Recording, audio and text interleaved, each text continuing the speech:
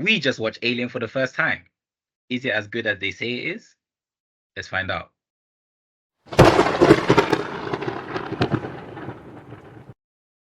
Hello, everyone. Welcome back. We are back. The Eye of the Storm podcast. Danny G, do you want to let the audience know what we're doing today? So this is Have You Seen, in which we talk about a movie that some of us know well and others have just seen for the first time. This time around, we're talking about Ridley Scott's Alien from 1979, which I've seen many times, and the two of you just saw for the first time. So what are your impressions? So I'm going to add a little caveat in here, just for any new audience members. The horror genre isn't typically my sort of thing. I would normally go and put on a horror movie. So with that said, I thought this was a good movie. It was a slow burn to start off with. I think it was, the pacing at the start was like very slow, and maybe something deliberately, just as a kind of like introducing us to sort of this sort of crew and sort of the mission and essentially sort of what they're doing, and they're introducing sort of different concepts and stuff like that. But it was quite slow, sometimes painfully slow, and sort of in this area where there's loads of distractions, you can kind of be at home watching this and get distracted maybe on your phone and stuff like that quite easily watching it. So I did have to watch it sort of twice from the start to sort of properly understand and analyze the movie. But I feel like once it got going, it was pretty entertaining. I do feel it was predictable, a little bit telegraphed, sort of kind of what was going to be happening in the movie. But at the same time, it was a really good movie. I feel like the visual effects, like that's the first thing I want to point out of this as well, is like, especially watching it for the first time, and me being a little bit of a snob and not watching sort of too many old movies. The first thing I did notice was that the set designs and everything about it just kind of felt real, and they really sort of kind of like brought to life sort of this whole the whole like ship and sort of the atmosphere and sort of kind of it made you sort of immersed in the world immediately. I would say that. And secondly, and this is just kind of like a bit of a throwaway comment, but was this movie made in 1979 or 2024? Because there's so much talk about like diversity on screen, this and the other, and this movie had your strong female lead, you had your black actor in there that didn't die first in the movie. Two of them, right? Two of them, yeah.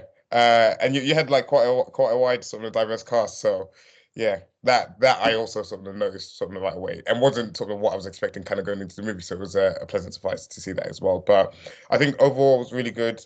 The alien design was pretty cool as well. I actually really liked the alien design in the movie as well. And there were some like 10 scenes in there as well. It was like really good horror. I'd say so. Jonathan, what's your main impression, your main takeaway? I feel like it was good for its time. But it was a hard watch. And I believe it's not it. I don't think it's a film problem. I just think when it comes to old movies, it's more of a universal thing. You kind of have to concentrate, like your concentration level has to be like on 100 from the very first. As soon as the movie starts, you're gonna have to concentrate in these movies. What I feel like from my experiences from watching old movies, whereas with the newer stuff, like you can kind of like lose yourself in the film. So yeah, I just think with this movie, like I said, it was good for its time. I understand why it was such a box office hit because it's one of the first time you've seen stuff like this, and I understand why it's so scary for people. But because like I said, I've seen so many horror movies, so I didn't feel like this was a horror. So you could kind of say I've been left numb by all the horror movies I have seen up until now in terms of like Alien. But overall, I think the experience was it was an all right experience. Yeah, I just think in terms of like me being emotionally engaged in the film, it was more so when near the end. I'll probably say it's near the end when people started dying is when I was like, okay, cool. Now I'm getting into I can feel my emotions kind of like rising up. But I'd probably say like a big chunk of the film, like in the beginning, it was very slow. Even when they got to the part where they found the eggs, like just the build up to that part, it felt kind of like very slow. I do feel like the acting in here was pretty like was pretty good. It was pretty good. It felt authentic in comparison to like other old movies which I've seen, like Star Wars, for example. This one didn't really feel theatrical. It felt like these lot were like a group of friends and they were actually out of space. So I'd say overall, I say overall, like I said, I appreciate that. I do understand and I do appreciate that it was good for its time. But for me personally, I'll say I've had a above average experience with this film. Just to add to what you said earlier about kind of like the story of the movie, one thing that I did notice or did kind of appreciate, it was like very linear. You didn't really get bogged down too much into some of like the side characters and what some of this person and that person's doing this and the other. It was very clear and intentional, some of the story that it wanted to tell. And I think it sort of managed that well without getting too distracted with all the different sort of cast members that were there in the movie. Yeah, I think that's a really big part of it, that it doesn't try to do a million things. It's this one situation, and these are a couple of people who are trying to survive and trying to figure out what even is going on. And it's a very focused story, right?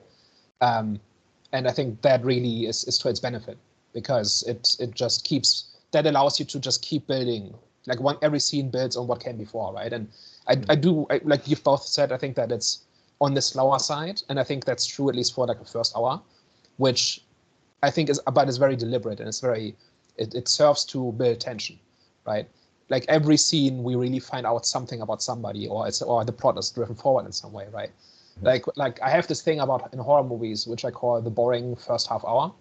And I really need to come up with a better name for it, but it's basically a lot of horror movies basically just show just boring people doing boring things for half an hour so that we know them when they start dying, right? And this movie doesn't do that, right? Every scene, like even if they're just having lunch, it tells us something about them, right? It tells us that they are just regular people. They are concerned about their paychecks. They have little squabbles with each other, right? And that's which is very unusual for science fiction, especially at the time, right? And even after the alien is found, like even after they go onto the planet, and after we know that in hindsight, you know that one of them is incubating an alien, right? Like there aren't just filler scenes.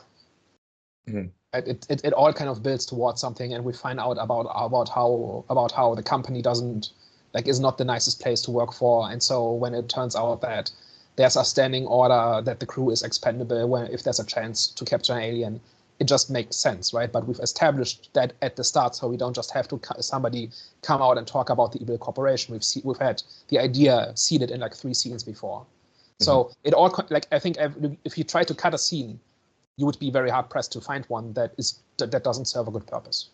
And I think this is probably best served, having watched this in the theater, because again, like you said, there are a lot of things happening in sort of the opening sort of hour of the movie, but then parts of it, if you missed like some of the corporate stuff that you're talking about there, where they're like kind of like concerned with the paycheck and stuff like that. It's one of those like you can just kind of like turn away or like be distracted by something, and you sort of miss what's sort of going on, what's being said, and that then sort of being kind of crucial for some of the later parts. Because I do remember the part where obviously where they discovered that, I can't remember the guy's name, is a robot, which was actually a very yeah, he was hilarious. So he had hilarious. Yeah, because like the whole time he seemed like very like one note and very like off kilter throughout the whole thing, and he just seemed to like kind of like monotone or whatever. So there was like something definitely off about him, but you didn't kind of like pick up on it until like it actually is revealed that he's a robot, which was actually I thought was like really well done. But you watch the movie and you think he's just a corporate drone, and then it turns out he is.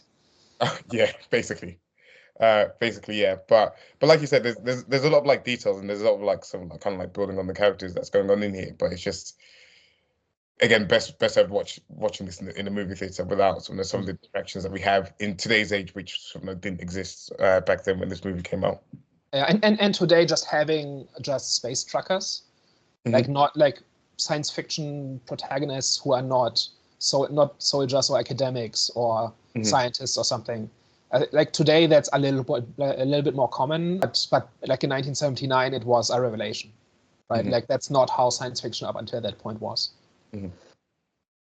How was the female lead received? Because I know that's always a sort of big contention point in sort of today's age. But Sigourney Weaver is the character's name. I believe I recognize her in other movies. I can't remember. Sigourney Weaver is the actress. Ellen Ripley is the main character. Yeah, basically. But I mean, I've like seen her in other movies. I think this was the start, even, or one. No, I don't know her exact filmography, but I think it was one of either her first role or one of her earliest roles. Yeah. So she wasn't necessarily who you expected to be the hero at the end, right? Mm-hmm. But at the same time, horror movies usually have the last survivor be a woman, right? That the final girl is like this horror trope. But at the same time, science fiction heroes are usually men, at least at the time. And so you kind of have these two things going on at the same time. Mm-hmm.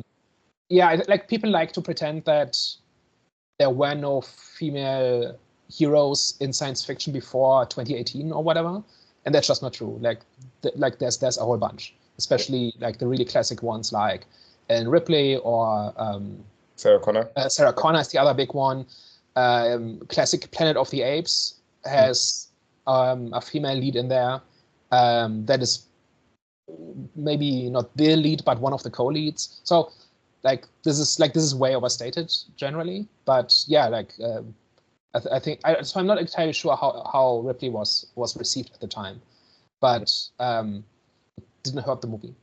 Yeah, no, fair. One thing that I actually really did enjoy when they were kind of like sort of going through the slower parts was when they were sort of kind of like researching the alien and sort of like kind of like discovering more and more things about it, things that it was like kind of like resistant to and this and the other, which again like is just adding to sort of the world building, adding to the detailing to that sort of later in the movie sort of when one part I actually might have missed again was that when the guy that was a robot said, oh, you can just use fire because all animals tend to run away from fire. Did that work in? I'm trying to remember it because I watched this movie like a few days ago. That did that work in the end in terms of like them just like kind of like using fire as like a means of sort of as a means of sort of well she ended up like shooting him out into sort of space or whatever like that. But was that actually like then like paid off later in the movie that particular? I think it's more that the alien doesn't take anybody on in a fair fight, right? It's an ambush predator. It stalks you until you let your guard down, and then it kind of slides from the shadows and just eats you. Yeah. And I think it's more like it recognizes the flamethrower as a weapon, so it doesn't just charge into the fire. Okay. That's kind of the thing. And that's another really interesting thing about the alien too, that until the end we don't really know how smart it is, right? Mm-hmm. Like it kind of comes across as kind of as an animal, but then over time it gets smarter, or we see more of its intelligence, right? Like at that one point where somebody goes into like a storage bay or something to get something. I forget what exactly it was, and then the alien kind of is hiding on the ceiling and kind of ambushes him, right? And then at the very end, when Ripley makes it into the shuttle, we see that the alien anticipated that it will go into the shuttle and is waiting for her there. That's where it becomes really clear. Like before that it's ambiguous. It might just be a smart animal, but now we see that it's intelligent, which makes it just even like at the very end, it just becomes just a little bit more scary because now it's smarter than you thought it was, and you can't outsmart it in that way, right? Like you could like an animal. Because I'm trying to understand. Like I said, this isn't a bad movie. Like I said, I had like a alright experience with it, especially in the end. But what about like I'm trying to figure out like the demographic. Is there like a demographic that says that this is one of the best horror movies of all time? And if so, what about it makes it one of the best horror movies of all time? Because there's been a lot of horror movies out there which, I would argue and say, nah, mate. And you know what I'm saying? And yeah, so I'm just trying to understand and figure out what exactly about this movie is what appeals to people, besides the fact that it is good of its time. So of course it was one of the first. Was it one of the first alien type of movies that came out during its time? I think it might have been the first time there was like a horror type movie in space. Yeah. Not probably not the first one, but it was like normally it's explorers going out and then being heroic, right? That's kind of the standard template, at least at the time. And having working class heroes, making them space truckers, and them trying to evade basically a monster that's smarter than they think it is. Like that, those are all that's also versions of expectations at the time. Yeah. Right. So that's part of it. There's other aspects. So it's widely thought of as one of the best horror movies ever made. And there's a couple of different aspects to it. One of them is just how creepy the alien is. Like it really drives home this alienness, right? Like everything about the movie drives this. Like the tagline of the movie is "In space, nobody can hear you scream," which is just a genius tagline, right? It really summarizes what this is about in one sentence, right? And then you've got the vastness of space. You've got the everything about the spaceship. It's not clean and sleek and like flat surfaces. It like a lot of spaceships look like they were filmed inside an Apple store, right? And this is a factory, and this is a truck, right? And this is like everything is dirty and grimy, and there's steam everywhere, and it just looks cold, right? And then you've got the alien, which is like the fact that it doesn't really have a name. Like it's also called the xenomorph, but just calling it the alien just really underlines this point that it is not like us. It doesn't think like us. It doesn't like its life cycle is completely different from ours. Its appearance, like it has like it's got a mouth in its mouth. What's that about, right? It's just alienness personified. Obviously, after we've been watching it for 45 years in 27 different movies, and we've seen it fight the Predator on a pyramid in Antarctica, it's maybe not quite as alien anymore. But I think if it's 1979 and you just walked into this trashy looking sci-fi movie, which is what you were maybe expecting at the time, and you get this, imagine the impact. And that's what I'm trying to like figure out, as in not figure out, but that's pretty much my point of view. So it's like we're supposed to view it from that sense, because if we're supposed to, because that's like what we're viewing it from. Are we viewing it from, okay, is it good of its time, or what was your initial reaction? And do you feel like that based off your initial reaction, was it the best movie of all time? Yeah, I think you can do both. I think you can say, okay, I understand why this had the impact that it had, and this is how I experience it today, right? Okay. I actually think this is really interesting, where like an interesting aspect of it, where the whole story like hinges on it being alien and mysterious and unknown, but it's one of the most well developed aliens in science fiction, right? Because there have been so many movies, and there have been dozens and dozens of tie-in novels and video games and comics. We pretty much know exactly what an alien is, right? At least in terms of how it operates and how it hunts and what its life cycle is. That kind of defeats its purpose. And we've got an alien movie coming out in a month, Alien Romulus, and like you can't make Alien anymore, right? Like that movie has to be something different. Mm-hmm. And we're like at this time of recording, we don't know if they're going to achieve that, but the trailers don't make it seem like it. Right? It's like the trailers make it seem like more alien stuff, and it all looks like alien stuff, but it can't do the unknown horror in space anymore, because they could do that only once. Yeah. Yeah, I did watch the trailer for Alien Romulus after this, and it did look very generic. It looked like just your kind of like typical horror movie where there's this like monster trying to get you. Yeah. Basically. I think it looks really authentic to Alien. Right? All the environments, all the ships, all the weapons, or the alien itself, it all looks like proper alien stuff. But the trailer is not telling me that they had an idea for what else to do, right? And I think that's because the initial appeal of the alien is this: I don't know what this is, I can't even make sense of it. But now we can. Right? You know what? I agree and kind of disagree with what you're both saying. Like I agree with the fact that well, first, I disagree with the point that it seemed generic. Even though, like, when I saw it, in terms of the feel, what I got from it, because I'm like a horror junkie, right? So I'm guessing I'm assuming this would appeal to a lot of the horror junkies out there. So you have to understand, a lot of people are not familiar with, I'm sure a lot of people that watch horror, especially like the new gen, they're not familiar with like the old aliens. Like, for example, with King Kong, the whole Planet of the Apes. So I did not know that it started all the way in the 80s, was it, or the 70s? So I was just starting off from like 2000s. From the 2000s till obviously the most recent one. What I'm trying to say is I think it would still, like, the trailer would, I feel this movie will still have an appeal, especially when it comes to just horror junkies and people part of the like new generation. Do you know what I'm saying? Because for me, even like now I'm just watching Alien, right? So I didn't know its history. But obviously when I watched the trailer, I like the trailer. You know what I'm saying? Because it's mine, like I said, horror junkie is right up my alley. It gave that sinister feel, that dark feel, the group survival. That's my thing. So in terms of them having to create a new story, is like, Do they? Because if you're trying to, if you, because there's a thing where, cool, for the older audience, in terms of people who are like a bit who are familiar with the franchise, have seen all the Alien movies, even the 70s, etc., etc., then yeah, for them. But like I said, well, it's new times, and I think Alien has a universal appeal.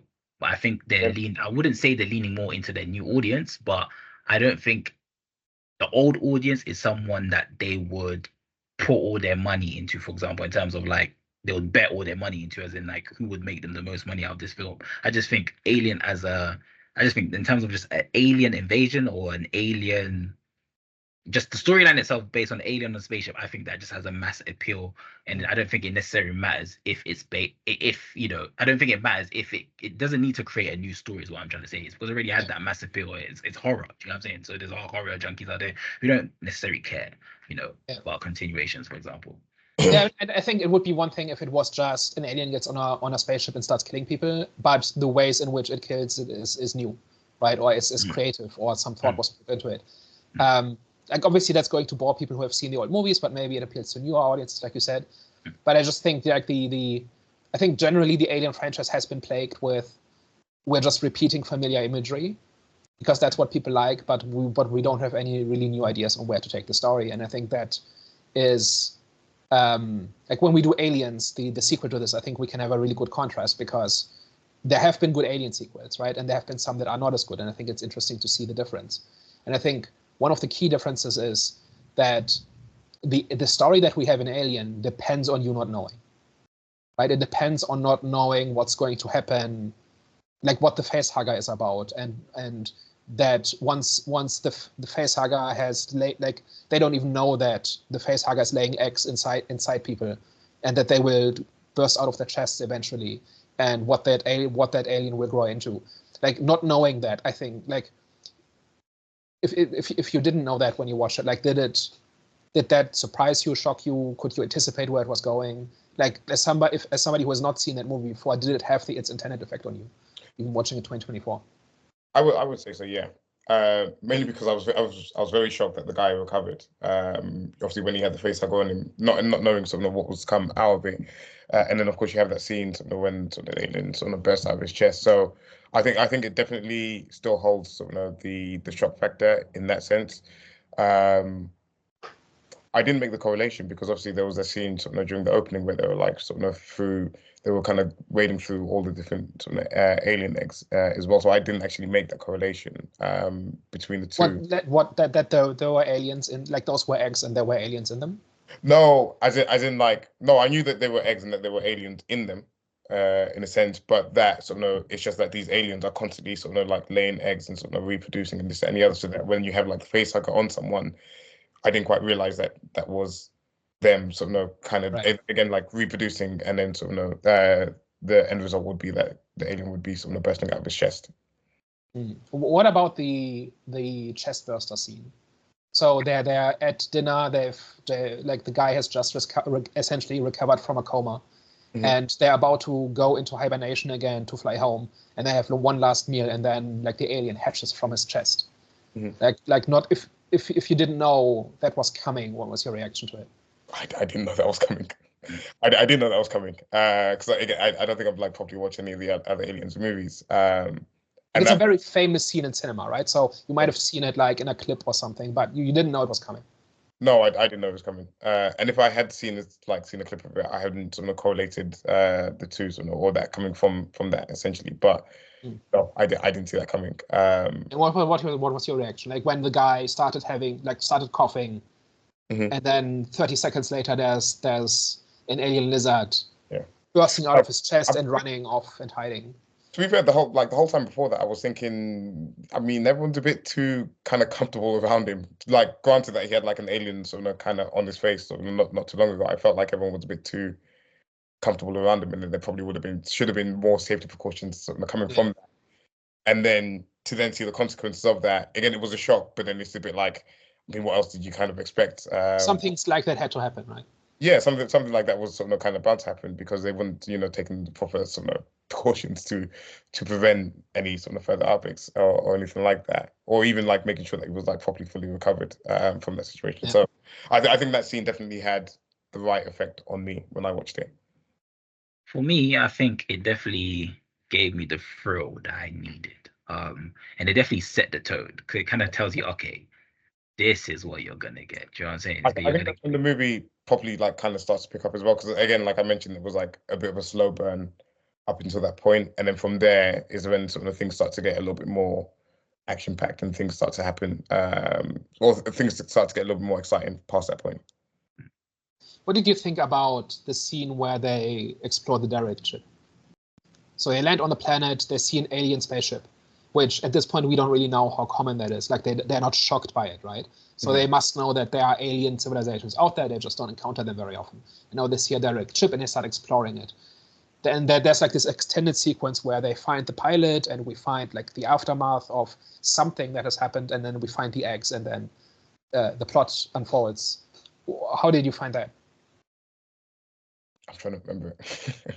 I'm trying. There's like one thing I'm specifically getting to is, at one point, so they enter the ship and they look around and they find the cockpit essentially, right? They find this large room and there's an alien that's petrified, and he's sitting in his pilot chair, and there's like a hole in his chest, right? So in hindsight, we know that he was probably infected by an alien, and that's how the ship crashed and so on.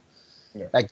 Like for me, that is like I'm a really I'm kind of a sucker for like the found horror. That's the best way I can describe it. Like where you see the aftermath of something terrible that happened, and you kind of see the implications of it, but you actually don't see it happening by itself, right? So we can kind of see that there was this alien who is completely different from anything we've ever seen, like within that story. And we can see that something happened to him because he's got a massive hole in his chest, and we can see he's incredibly old because he's petrified, literally. And like you can kind of imagine what like that tells a story. So I'm always a big fan of stuff like this where you kind of see like glimpses, but you don't actually see the actual events. I think it does well to add to like kind of build the tension in terms of, especially being sort of so early on in the movie, you're kind of sort of setting the atmosphere and sort of setting the scene really well, of what's to come further along. Obviously, when sort of things actually start to like sort of happen in the movie, and again, it's building sort of the curiosity as well, especially when they sort of kind of find the eggs. I can't remember what they have to do to like kind of get to the layer of the eggs, or what they had to like wave a hat. What was it again, Daniel? Where they had to like do something to like kind of like break the layer to get to the eggs, if I'm correctly. So when they find the eggs and just getting close to them causes the eggs to open up. Yeah, basically, or I think I'm remembering a different aspect of it, but it just adds to the curiosity and adds to sort of kind of like the sort of the tension and sort of the building dread that sort of something bad has happened and something bad again will be happening. Yeah, I think that scene really has its full impact on the second viewing, because there you know what the hole in the chest means. Yeah, and also there's an entire cargo bay full of eggs. Like it's not just an egg lying around. Like they didn't have this in the cargo hold somewhere, or they were transporting hundreds and hundreds of these, and we can see what one alien does. So now we have the implication that maybe they were weapons, or they were breeding them, or they were designing them, or like something, right? Like that it's not just an alien got on board a ship and then the ship crashed because everybody died, right? It's not what happens on the Nostromo is not a repeat of what happened in the alien ship. No. Right? Like they were doing it looks a lot like somebody was trying to use these aliens for some purpose, and it got out of hand, which kind of implies that even if you are as advanced and ancient as these aliens, you cannot control the xenomorphs. Yeah. My question is as well on this is, what did the corporate want with these aliens, or this like any sort of form of life that they found on the way back home? So they go into that in the next movies, not in the second one, but after that. And the basic thing is that they just want to study it and try to see if they can monetize it. Okay, that's what I was gonna. Right, it's literally just profit over life, right? Like they are willing to play with these uncontrollable forces if there's a chance of making a profit. Yeah, that's human curiosity. So it's being like that. Yeah, and they're willing to lose the crew members for the possibility of unrealized profits. Yeah, exactly. That's kind of the implication, right? Like they have this standing order crew is expendable. If you find any evidence of this, drop everything and retrieve the alien. And if it means bringing it back inside one of the crew members, right? Like the ship's computer says as much, and Ash, the android, pretty much says as much, right? So the company knows about these things, and it's them, like they are willing to risk, like there's a ship that has something like 20 million tons of cargo of metal ore or something, and they're willing to jeopardize that to have a chance at getting an alien. And it kind of tells, and that also implies a lot, right? So one thing I really liked, for instance, is how everybody's a professional adult, and that's not something you get in every movie in the last like 20 years or something, where they take safety precautions and they argue over quarantine protocols, and they are willing to take risks for their friend, but they also realize that there's a protocol to follow, and people are divided on whether or not to do that. Like it's really refreshing. Like if you haven't seen Prometheus, there's like a sequence where essentially the same thing happens, and they get very close to just licking the eggs. Like that's how little they care about safety. And in this movie, they're like if you've ever talked to like mechanics or people who handle dangerous tools or whatever, they're the most safety conscious people you've ever met, right? And they kind of strike me as this, and so they realize that there's at least the potential for danger here, and they act accordingly, and it still gets out of hand. So like a lot of the time in movies, people say, "Oh, we have to have these characters act stupid, otherwise the plot doesn't happen." But here, I think they do more. Like not everybody does everything right, but broadly they act in a responsible manner, right? And it still gets out of hand. And so when it does get out of hand, I personally care more, because they at least tried, or they made a believable attempt to do this safely, and it still blew up in their face. Right? That's much more impactful than if they were just reckless cowboys. The only thing that maybe I was thinking, because I actually did think about that when I was watching the movie, the only thing that I thought was maybe they could have been more angry, because I think at that point someone had died, where it was the guy with the hole in his chest where he had died, and I believe the guy that was like trying to find the cat as well, or was like they were trying to find the alien or chasing the cat. I can't remember which one it was, but then he'd also does it too. Yeah, they risk everything for the cat. Yeah, basically. And I thought at that point, is it Emma Ripley? Ellen Ripley. I would have thought she would have been a lot more stronger than she was in terms of like arguing against the guy that turned out to be the android. It was the only thing that I actually up on that sense. Yeah, early on she's the responsible one who's pretty much arguing for quarantine, essentially. Just follow the rules because the rules are there for a purpose. And by the end, she's just about survival. I was gonna say, in terms of like the protocols and stuff, and how obviously, in this movie, in comparison to Prometheus, they were more professional. But wouldn't you say that's a reflection of the time? Because I feel like with the generation now, they're a bit more daredevil-y, if that makes sense. No, but I sometimes it's just people just being stupid in movies. Like but professional. Yeah, I think it comes down to Prometheus is not as smart of a movie. Like this movie, just like Alien, just does everything deliberately and really thinks about. Like the whole appeal of the story is that these are regular people in an extraordinary circumstance, and because these people act like real people, you believe the spaceship, you believe the alien, you believe the rules, like the whole life cycle. Like it has parallel. Like there are insects that kind of hatch their eggs in other animals and stuff like that. So it's not completely out of nowhere, but it's like a very elaborate. Yeah, you have a hard time seeing how this animal could live, right, just by itself, right? But you buy it because these people act like real people. And I think Prometheus would have been a better movie if the same had been the case. I actually enjoyed Prometheus, but that's another story for another day. One more thing on the acting, because I know we touched. I think you touched on it as well, Jonathan, about how you prefer the acting in this compared to some of the other movies that you watched in the time. The only one that I disliked was it Parker, the other female that was in this movie. Oh no, you're crazy. Why? I didn't dislike her as a character per se, but just more the portrayal and the acting. I feel like that's where it was a little bit more theatrical, when she was like upset, or when she was like kind of like crying over sort of the guy that had the alien on his face. Yeah, that was foolish. I feel like that was where you could feel the dated acting for me personally.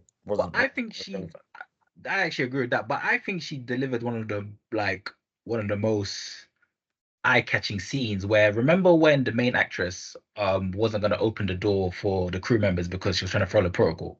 Mhm. And then when she finally, obviously, when the guy said that's an order, and then she finally let him in, she finally let him in, and then the girl actress, the other, what's her name? What's the other girl's name? Is it Parker?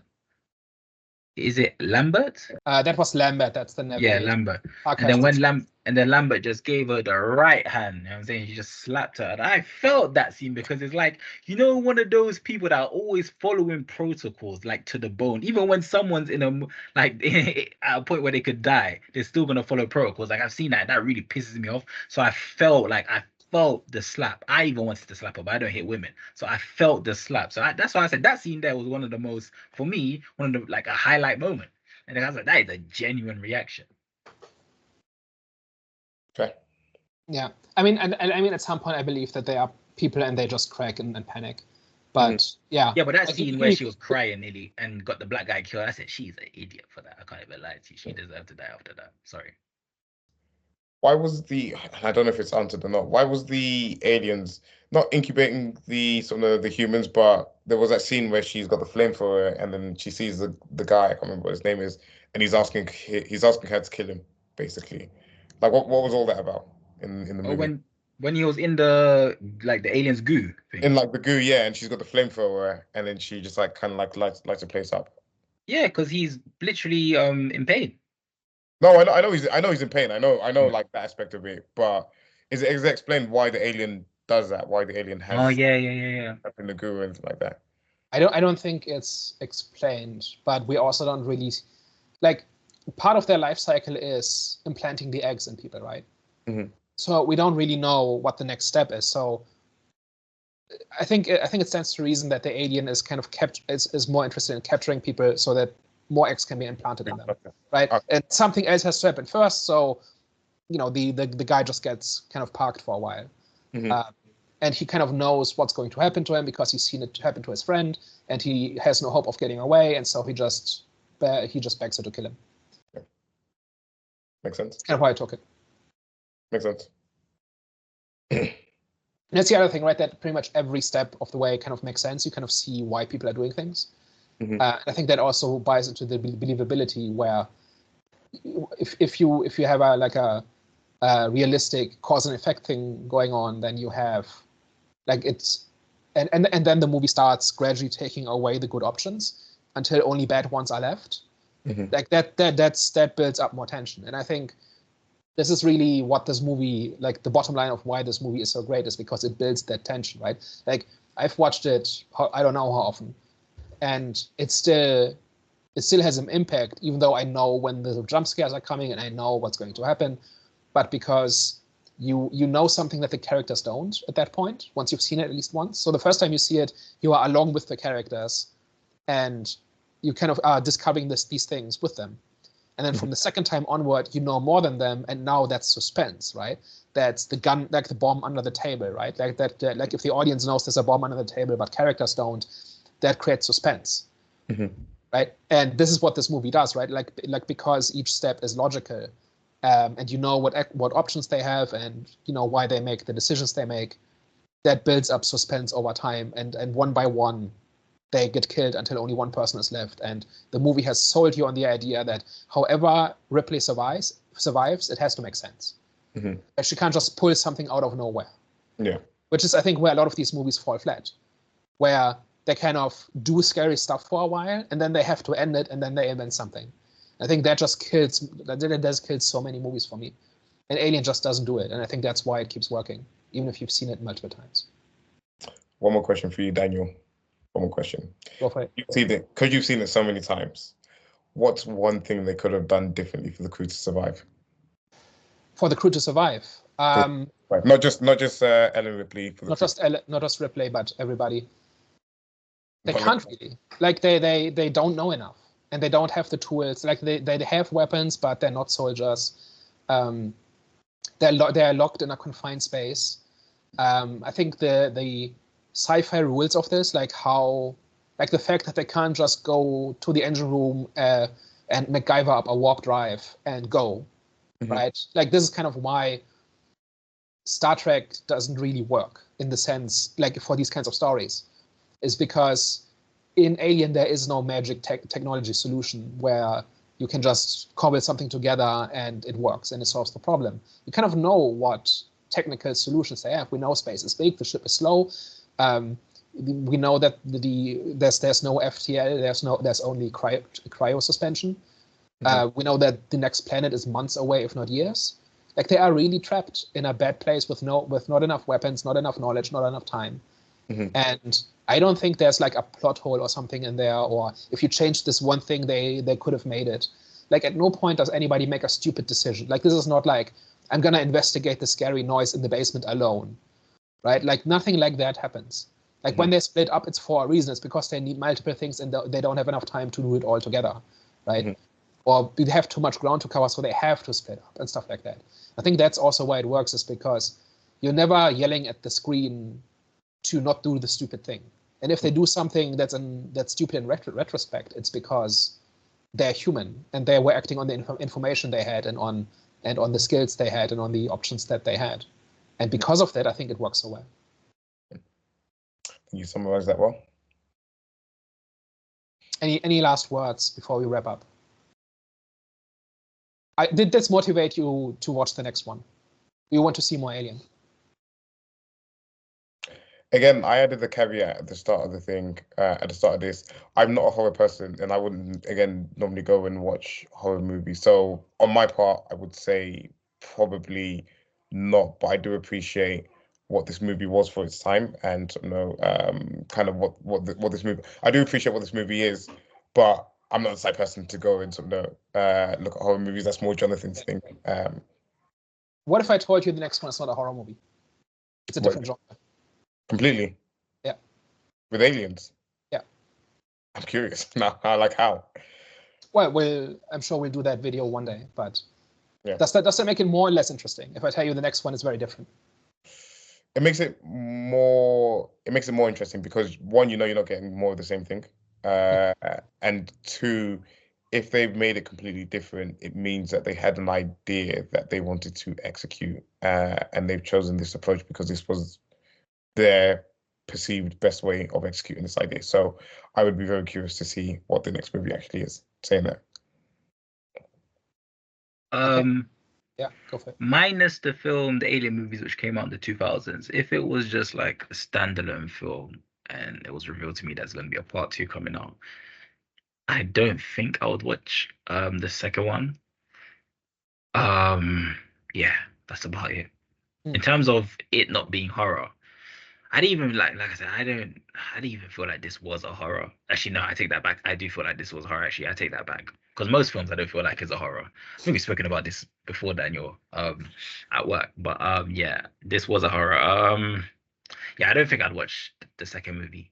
Like I said, I didn't. It wasn't bad. I just had I had an alright experience, and I definitely do commend it for being a very good movie and a very good story of its time. It gave birth to many other films, especially when it comes, like you mentioned, like the highlight moment, alien coming out the chest. You see that, you're like, damn, like, that's just, it's gruesome. So yeah, but yeah, I would have watched the second one if I didn't know about obviously the Alien movies which came out in the 2000s and so on.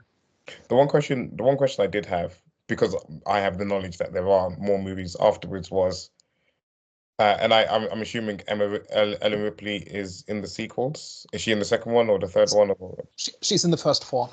She's in the first 4. Well, okay. Actually, that's a technicality there, but Sigourney Weaver's in the first 4. Yeah. So, like, my question was when I was watching the end of it was that she's made a very clean getaway from this place and she's going to go into cryo sleep. How does she possibly get roped back into this alien universe all over again? Was my question at the end of it. Yeah, we'll find out next week on Have You Seen Aliens? One last question before we wrap up. Does this go on the shelf? We talked a lot about rewatchability and suspense and how there's foreshadowing that you don't catch the first time you see it. Does this have rewatch potential, and is this something you want to rewatch at some point? I would say, in terms of like the production value and stuff like that, again, I appreciate how well it was made and some of the set designs and stuff like that. I do struggle with older movies in that sense, which is why I struggle to watch things like the original Star Wars trilogy over again. In terms of like the story and the intrigue behind it, I definitely, if you said to me that they're making a remake of this movie, I think I'd 100% be up for it with sort of like modern technology and this any other. And if it was like a similar story, I think I'd 100% be up for it. Again, this is just like more of like a personal thing where I just kind of like struggle with older movies from time to time. But I do believe that there is a good story there, and like you said, that there is like the catching things the second time round, especially with like how the aliens kind of like lurking in the background in some of the certain scenes. I think there was like one where the guy was like chasing a chainsaw like that, and I believe you could see it in there as well, if I remember correctly. So for things like that, I would say yes if it was a remake. I'd say for the older generation, yeah. For the younger, I don't think so. Maybe if they were studying it in like film school, maybe. But yeah, for the younger generation, I don't. I just don't see them like. Well, I the think they question is, just. do you want to rewatch it? Do I want to rewatch it? Maybe in different settings, and I say that as in like maybe when I'm in a alien mood. Because usually I'm in different type of moods where I want to watch different types of films. Like I want to watch a serial killer movie. So I want to watch friggin' specific sci-fi movies. Just you know what I'm saying. So I think if I'm in a specific type of mood and I've watched a bunch of movies, then maybe I could go back to watching this again to kind of like see if my impressions do change. But as of now, no. But who knows? But yeah, who knows? Maybe in the future I'll watch it again just to see. Because sometimes I need to watch movies twice. And that doesn't mean it's a bad movie. Yeah, exactly. Again, for my part, I don't think it's a bad movie whatsoever. But it's just like kind of like personal preferences. Yeah. In certain places. And again, I'm not a horror person, so it's not like I'm in a rush to go back and watch any horror movie, even though doing these channels forced me to watch one too many horror movies. Okay. I think we can wrap it up here. I think we've gotten a decent look at what Alien feels like when you're watching it for the first time in 2024 with pretty much fresh eyes. Okay. All right, guys. Well, thank you for tuning in to today's episode. We hope you enjoyed. Let us know your thoughts. Let us know your opinions in the comment section below. Hervé. Yeah, don't forget to like, share, and subscribe if you want to watch us go through the rest of the Aliens journey and see if I like it a little bit more, especially if the next one's not horror. All right, guys. Thank you for tuning in, and we will catch you next week. Bye bye. Ciao. Bye bye.